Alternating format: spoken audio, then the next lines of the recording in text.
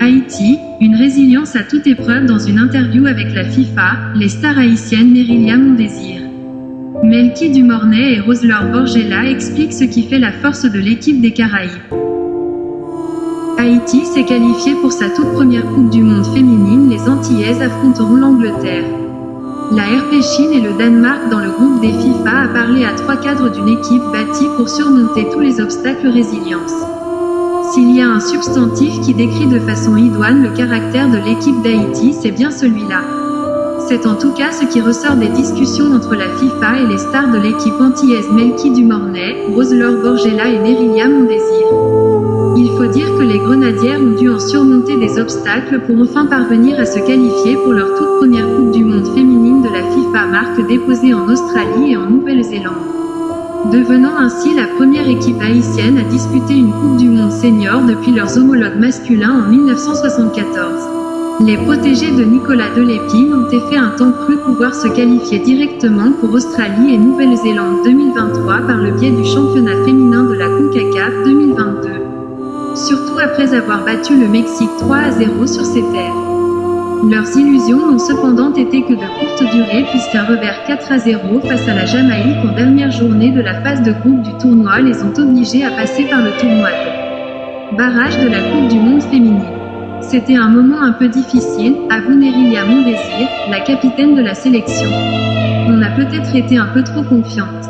Il y a eu beaucoup d'amertume après le match contre la Jamaïque. On était déçus. On est passé par toutes les émotions avant d'arriver à la qualification.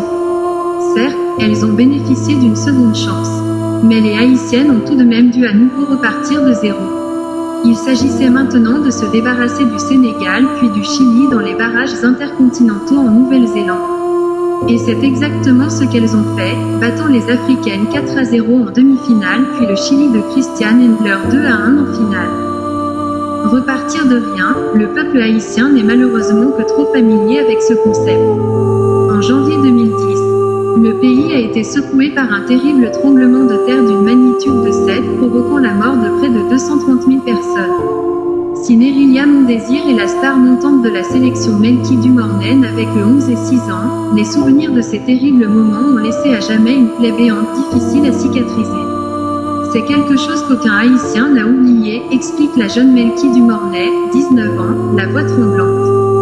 C'est une sorte de phobie de parler de ça parce que beaucoup de nos proches sont morts. Il y a eu beaucoup de pertes, beaucoup de tristesse, beaucoup de désolation, beaucoup de douleurs émotionnelles et physiques.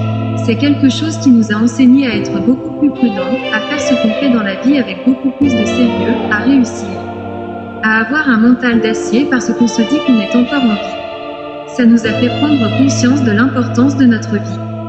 Cette relativité par rapport au football et aux autres activités de la vie courante constitue une autre des forces morales de cette équipe, 53e au classement féminin FIFA Coca-Cola. C'est certain, les Haïtiennes souhaitent remettre un sourire sur le visage de leurs compatriotes. On a envie de faire plus, de donner beaucoup plus de plaisir à tous les Haïtiens qui nous supportent. À nos familles, à nos amis qui ont toujours cru en nous, poursuit Melky qui a signé chez les Géantes de l'Olympique Lyonnais à partir de la saison 2023, 24e après 2 saisons au stade de Reims. C'est une fierté énorme et on le sait. On a envie de faire encore plus et d'aller encore plus loin. Un autre facteur qui a permis aux Grenadières de valider leur billet pour l'Australie et la Nouvelle-Zélande est certainement le fait que certaines d'entre elles, comme Melky et Nerilya, mais aussi Kerly Théus, Rutny Mathurin, Shirley Jeudy et Roselyne Eloissin, ont déjà vécu une expérience mondialiste à l'occasion de la Coupe du Monde féminine U20 de la FIFA, France 2018, marque déposée. C'est un avantage d'avoir grandi avec des coéquipières avec qui on a vécu presque toute une vie, confirme Melky. On connaît leurs points forts et leurs qualités.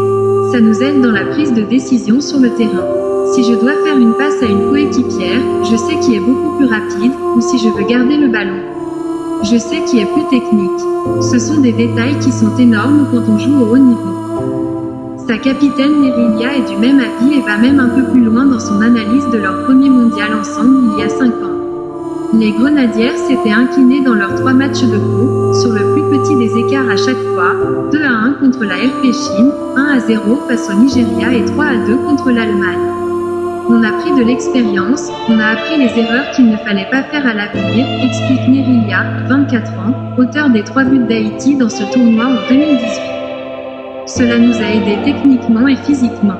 Mentalement aussi. On réfléchit mieux, on analyse mieux le jeu sur le terrain. On en revient toujours à ce côté résilient. Cette solidarité qui vient souder un groupe déjà bâti à surmonter les plus grands obstacles. Notre plus grande force, c'est nous-mêmes, c'est la cohésion d'équipe. Continue la joueuse du Montpellier HSC.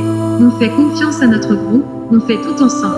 Même quand on perd, on ne lâche rien. On est des battantes. C'est ça notre plus grande qualité.